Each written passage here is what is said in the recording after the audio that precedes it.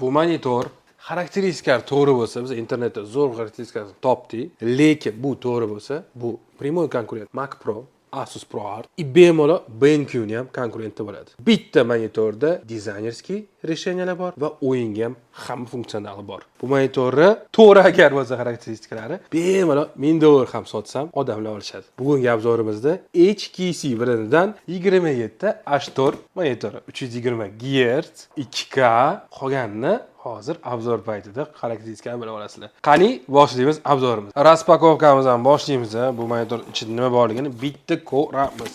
Qani boshladik. Turun.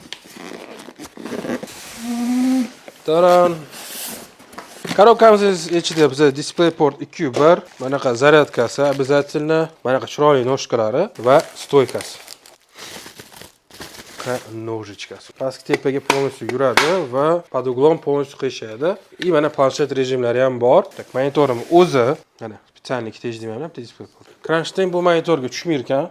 Hozir endi bitta yig'ib ko'ramiz. Yig'ilishini bitta ko'ramiz. Yig'ilish prinsip oson bo'lishi kerak. Hop, kirdi. Mana, bo'ldi. Yig'ish juda oson. RGB'lar yo'q, orqasi juda chiroyli takoy qizil gamerskiy dizaynda qilingan mana liniyalari bilan birga. Mana kabel uchun mana razyomchasi bor, lekin naushnikka joyi yo'q ekan. No, 300 ga xohlamiz. Kelinglar sizlar bilan hozir Nvidia bitta ko'ramiz. 300 Hz, 2K va 10 bit mana ko'rasizlar. Monitor 10 bitda ishlayapti. Bu monitor yarim soat qidirdik, qaradik.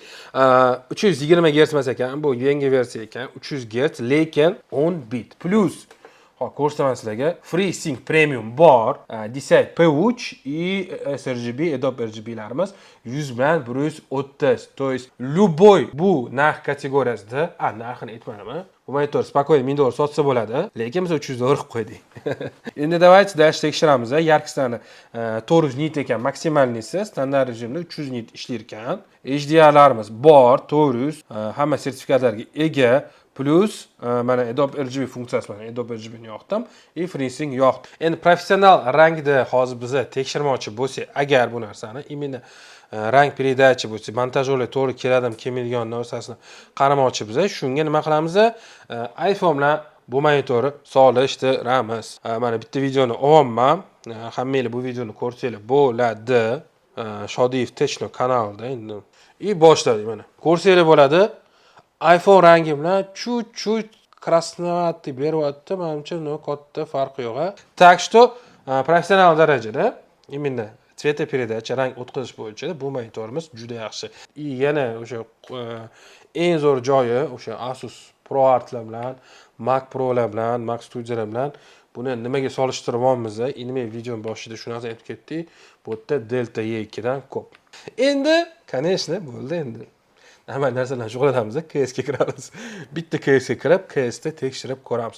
Va bizda KS nastroykalarni ko'rsanglar bo'ladi. Grafika 1920-1440 и обычный rejimda bizda 4.3 ga o'ynaymiz, 299 Hz. Расширение настройкlarimiz hammasi высокийda, faqat o'sha detalizatsiya частицы sheyderov nizkiy qilib qo'yaman. То есть bu man настройкlarimiz, lekin 2K da. KS emas, Warzone bo'lib ketdi. Qani bitta bo'yanasmasiga kiramiz va цветопередачalarini va tezligini ko'rib chiqamiz sizlar bilan. Наконец-то biz KS ga kirdik. Dezmatchga. Uy, bilay, odamlar chiroyli bo'lar ekan bu yerda. Bilay, faqat kallaga otib bo'lgan. O'zi qaraylik klaviaturani. Gladkiligini ko'rasizlar. Ko'rasizlar, kachisi idealnishi, bemalol o'ynasa bo'ladi. Kim ishonmayotgan bo'lsa, любой moment in-game ishlar ochiq kelib, mana shu monitor yoqib beraman. Yoqmasa olmaysizlar. Kelinglar, keyingi testimiz qilamiz. Hozir biz 4K HDR501 IMAX video avatari yoqamiz и monitorimiz и telefonda. iPhone ekrani 16 ni bilasizlar, eng yaqin shu cvetопередача bo'yicha eng zo'r ekran hisoblanadi. O'zingizlar solishtirib olsangiz bo'ladi. Menimcha yaxshi ko'ryaptimi? Yaxshi ko'rayotgan bo'lsa bosdik.